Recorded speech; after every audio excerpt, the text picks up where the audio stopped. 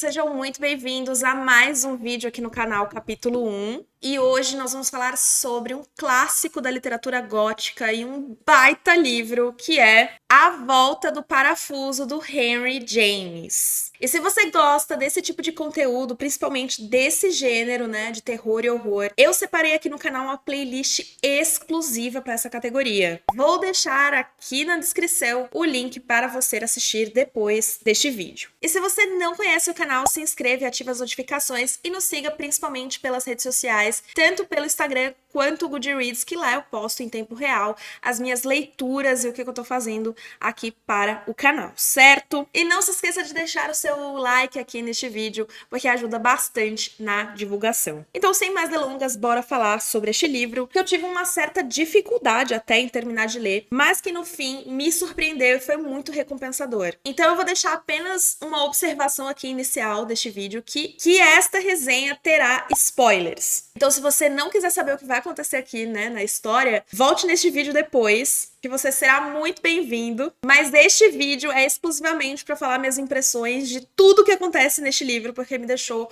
bem surpresa. Mas se você não liga para spoilers assim como eu, continue aqui neste vídeo, porque este livro vai te surpreender com certeza. Então é isso, sem mais delongas, bora lá. Não é a primeira vez que eu tenho contato com a história do A Volta do Parafuso, né? Pra quem não sabe, a Netflix tem uma série chamada A Maldição da Mansão Bly, que fala um pouco sobre a história desse livro. Não é uma adaptação fiel aos acontecimentos aqui do livro, mas é interessante porque vai te ambientar ali, caso você tenha um pouco de dificuldade em entender o universo deste livro, que não é muito assustador e também não é muito diferente do que a gente imagina de uma casa mal assombrada, tá? Guarde esse detalhe. Eu preferia não ter assistido aquela série primeiro, porque quando eu cheguei nesse livro eu já tava com um pouco de preconceitinho, porque eu não tinha gostado da série. E não tem como, né, gente? Eu acho que isso é só comum, a gente já vem com uma pré-suposição do que seria dado à série da Netflix. Mas se você está disposto a começar esse livro e você imagina que é um livro sobre uma história de fantasmas, não é o caso, tá? Já deixo claro. Pelo menos não foi pra mim, porque ele não me assustou. Não me assustou, assim, da maneira clássica que a gente pensa quando a gente vai ler algo sobre histórias que envolvem fantasma e criancinhas, né? E pra ser sincero, eu achei esse livro, no começo, bem chato.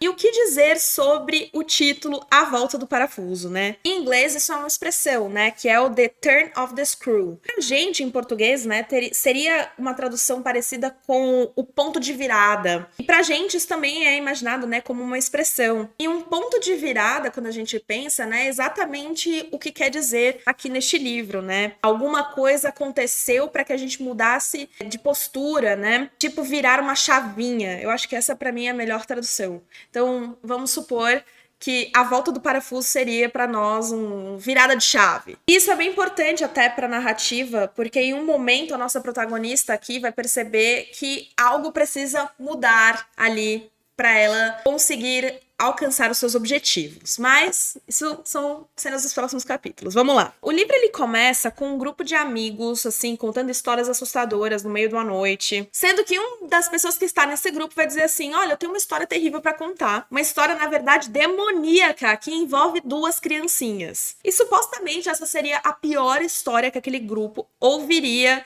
né, naquele período. Esse rapaz, né, que vai contar essa história, na realidade ele vai criar uma certa expectativa para falar sobre os acontecimentos, né, que vão ser narrados, porque ele não vai falar naquela noite, ele vai pedir para um empregado dele buscar lá onde tem que buscar os escritos que lhe foram confiados pela pessoa que de fato passou por os acontecimentos que são narrados nessa história. Então ele vai dizer, eu vou pegar esses escritos e amanhã a gente se encontra aqui e eu conto para vocês essa história tenebrosa. E a dona da história, né, que vai ser contada, na verdade, é uma governanta, que foi a governanta da irmã desse rapaz, que já é uma mulher mais velha. Então, ele vai ler esses escritos para este grupo e ele vai deixar claro que essa mulher, né, essa governanta, ela é uma das pessoas mais afetuosas que ele já conheceu. Então, já deixa isso reservado aí, né? Porque isso é importante na história. Mas a primeira observação que eu tenho que fazer a respeito de A Volta do Parafuso é que é um livro narrado em primeira pessoa. E isso, por si só, né, já deveria ser uma red flag para todos nós, porque o narrador em primeira pessoa, a gente não sabe se o que ele está dizendo é verdade ou não, porque a gente só tem tem o ponto de vista dele. E isso é extremamente importante aqui nessa história. Então tudo começa quando a governanta ainda é uma jovem e ela está em busca do seu primeiro emprego. E ela vê uma vaga, né, vai até ela e lá ela se depara com um empregador que ela se apaixona à primeira vista. Outra coisa muito importante para essa história. O homem ali que ela vai se interessar é o empregador dela e o emprego é para morar na casa da família dele, ali numa casa mais afastada, numa mansão, onde moram os sobrinhos desse cara. E ele cuida desses sobrinhos porque eles são órfãos. O seu irmão mais novo havia falecido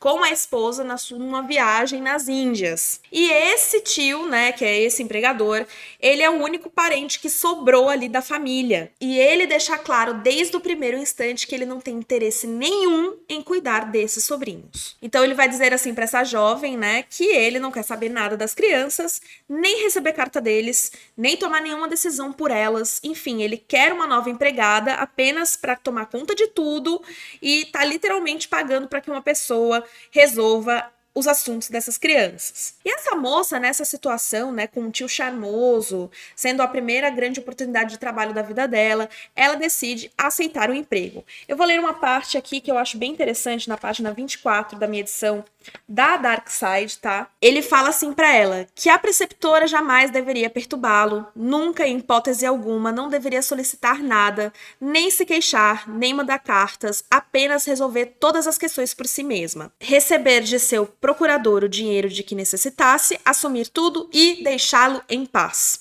Ela prometeu obedecer e me confidenciou que quando ele, aliviado e encantado, agradecendo-lhe por aquele sacrifício, segurou as suas mãos, ela já se sentiu recompensada.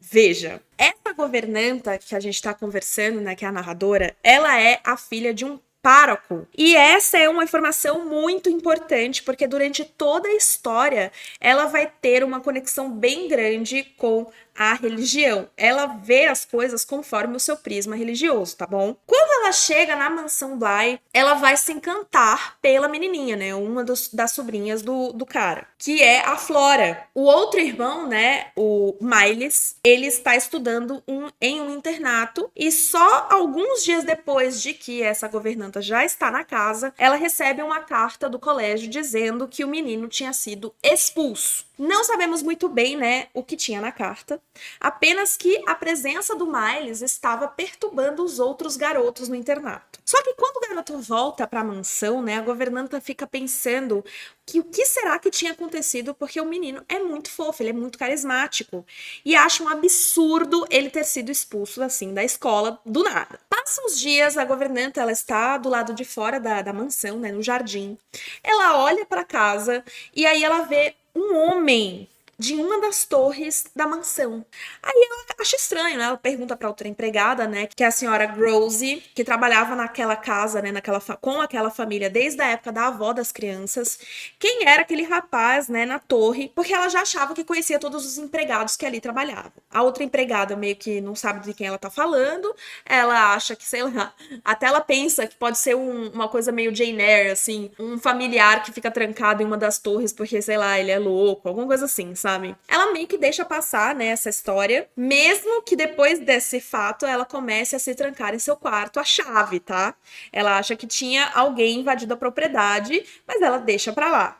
Eu não sei vocês, mas este comportamento, né, por si só já é estranho. Ela não tomar maiores precauções. Os dias passam e um outro dia, veja só, ela vai pegar alguma coisa ali na sala de jantar e ela vê o mesmo homem mais de perto, assim, como se ela estivesse na sala, ela olhasse para a janela do lado de fora, o homem estava olhando para ela. Só que tem algo bem específico dessa governanta. Ela quer ser interpretada pelos outros, né, como se ela fosse a protetora da casa. E também daquelas crianças indefesas. Então ela vai tentar ir até aquele homem, né, que ela viu na janela. Ela vai dar a volta na casa, vai até o lugar onde ela viu a aparição. Não acha nada, nenhum rastro do cara. E ela vai perguntar novamente para a outra empregada quem é aquele homem. E então ela descreve a figura. E nos surpreendendo, a descrição desse rapaz parece muito com o zelador que trabalhava naquela casa.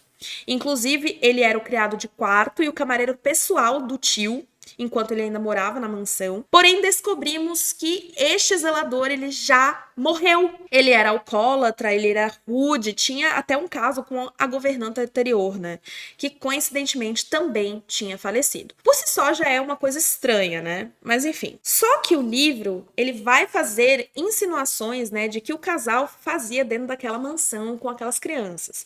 Eles eram completamente libertinos, tinham um comportamento indecente na frente de todos, inclusive também das crianças. Mas é a partir daí que a nossa governanta protagonista aqui, ela vai passar a um estado de obsessão em relação a essas criancinhas.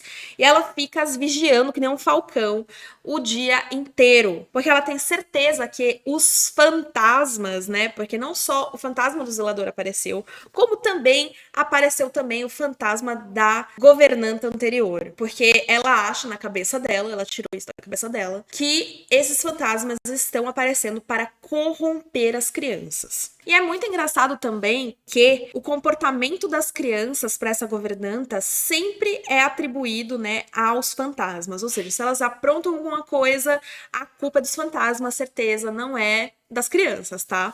Enfim, vou ler uma página 103, olha. Pelo amor a todo o mal que naqueles dias pavorosos os dois incutiram nas crianças, e para prosseguir instalando o mal neles, para continuar a obra do demônio, é o que os faz reaparecer. Ou seja, que as aparições, que esses fantasmas, eles estão ali para corromper e corrompem as crianças em suas atitudes, né? A governanta, ela vai ver esses fantasmas algumas vezes, mas é só no final do livro é que a gente vai saber que ela é a única que vê a governanta e o zelador. As crianças nunca admitem vê-los, e nem a outra empregada jamais viu, só ela. Só que ela toma, né, como eu disse, toda essa persona de ser a salvadora dessas crianças inocentes. Só que como que se protege, né, essas crianças de dois fantasmas, né? Aí fica difícil, né? Uma luta meio perdida já. Só que a situação vai ficar insustentável, porque as crianças, elas ficam pregando certas peças assim nela, e ela sempre acha que são os fantasmas que estão fazendo isso. Uma vez ela pega o Miles fora da mansão, no jardim, no meio da noite, e ela pergunta o que ele tá fazendo ali, o que aconteceu, né? E ele diz claramente pra ela que era porque ele queria que a governanta o considerasse mal. Ele estava fazendo de propósito. Olha isso. Na página 133. Isso já é uma outra ocasião, tá? Não é nem já aquela do jardim. Ele continua pregando peças nela. A resposta ao meu apelo foi imediata, mas veio sob a forma de uma extraordinária rajada, uma golfada de ar gélido que sucumbiu todo o quarto, tão intensa que os caixilhos da janela pareciam ter se arrebentado com o vendaval. Embora eu seguisse ali a seu lado, o menino deu um grito agudo que se perdeu no meio de todo aquele barulho chocante e poderia ter sido tomado indistintamente por uma manifestação de júbilo ou de terror. De novo, fiquei de pé e tive a consciência da escuridão.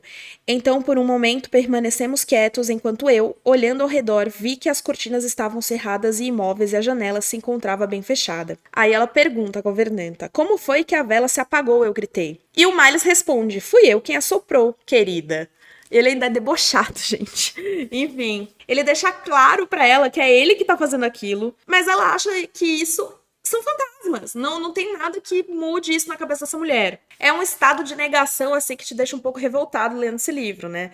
Até o ponto da menina, né, da Flora, que é um amorzinho de criança, dizer que a odeia e que não a quer mais ver de jeito nenhum. E assim, a governanta acaba convencendo a outra empregada, né, para levar a menina embora para outro lugar, porque ela acha que quem está influenciando a Flora nos comportamentos e também em de não confessar que vê fantasmas é o Miles. E por isso ela quer ficar sozinha, né, com o garotinho. E aí vem o grande spoiler ultimate aqui. Então, se você realmente não quer saber, pule um pouquinho que eu vou falar sobre o que realmente acontece no fim do livro, que é que, lá vai, ela espreme tanto o garoto, né, literalmente contra si, ao ponto do menino, do Miles, confessar o que a governanta queria ouvir, mas ela assusta tanto o garoto que ele acaba morrendo.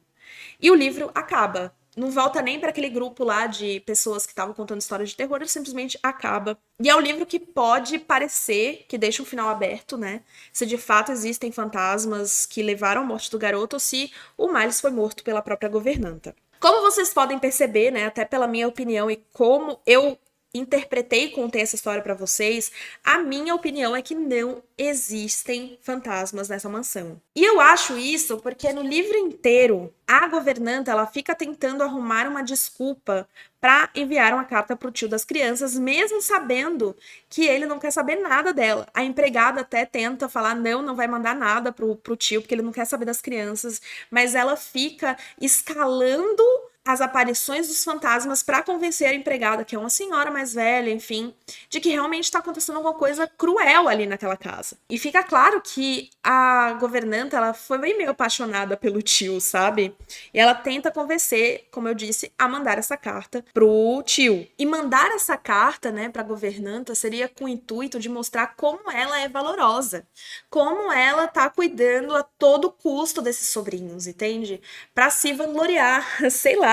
E é interessante que essa governanta, além de tudo, ela fica forçando as crianças a confessarem que elas veem fantasmas pra ela, porque se as crianças disserem pra ela que tudo isso tá acontecendo, é como se elas fossem ser absolvidas, como se ela fosse assim um pilar de moral dos bons costumes, como se ela fosse até mais próxima de Deus. Veja como a informação dela ser muito crente e fervorosa faz essa história bem interessante, não é? E pra ser sincera, eu demorei um pouco pra entender por que esse livro ele é especial. O Henry James, ele vai dar insinuações ao longo da história pra ver se você vai pegar. Não vai ser nada te dado de graça. Isso é extremamente extraordinário. Você vai ter que trabalhar para conseguir perceber sobre o que de fato essa história se trata. Então você vai poder ficar com a interpretação, sim, de que as crianças estão sendo possuídas pelo demo, mas também você pode pegar, né, a trilha de migalhas que o Henry James vai deixando. E eu gosto muito da interpretação de que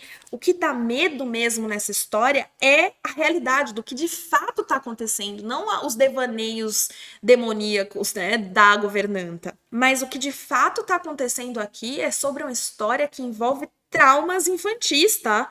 E traumas bem pesados, e como elas estão lidando com isso. Porque, inclusive, pode ter havido pedofilia. Olha só, enquanto aqueles dois lá eram vivos, morando naquela casa, pode ser também que o Miles tente também imitar o tipo de comportamento que ele via nos dois, né? Na escola, e por isso até que ele foi expulso, né? Por corromper as crianças. Veja, eles usam essas palavras e são muito bem escolhidas aqui no livro. A gente nunca fica sabendo o que de fato aconteceu pro Miles ser expulso. E a governanta, ela nunca procurou saber o motivo de fato por que ele foi expulso. Ela justifica, né, de não saber o motivo, porque segundo ela, ela ficou enfeitiçada pela beleza e a doçura daquelas crianças. Mas pra mim a verdade é que ela preferia colocar a culpa em fantasmas do que perceber a monstruosidade real que acontece com aquelas crianças, aqueles traumas, o que elas estão reproduzindo de comportamento do que ela viu em adultos que pretensamente cuidavam delas. Esse livro, na verdade, ele me lembra muito a maneira que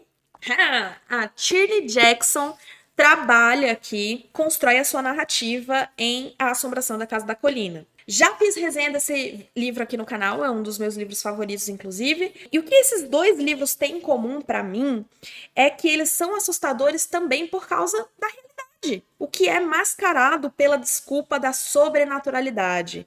Vale muito a pena a leitura deste livrinho aqui.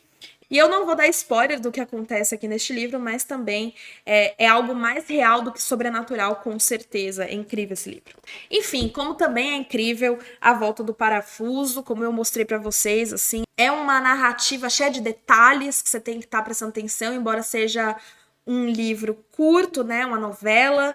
Você precisa estar descansado porque você tem que pegar esses detalhes e torna a história muito mais interessante do que uma leitura rápida e despretensiosa. Então, salve na sua TBR aí, que eu sei que você um dia vai querer ler este livro com certeza. É um clássico e não é porque ele é superestimado, tá? Ele é realmente muito bom. Então é isso, Brasil. Eu espero muito que vocês tenham gostado da minha resenha. Eu conto muito com vocês nas cenas dos próximos capítulos. Um grande beijo e tchau. Não esquece de deixar o seu like.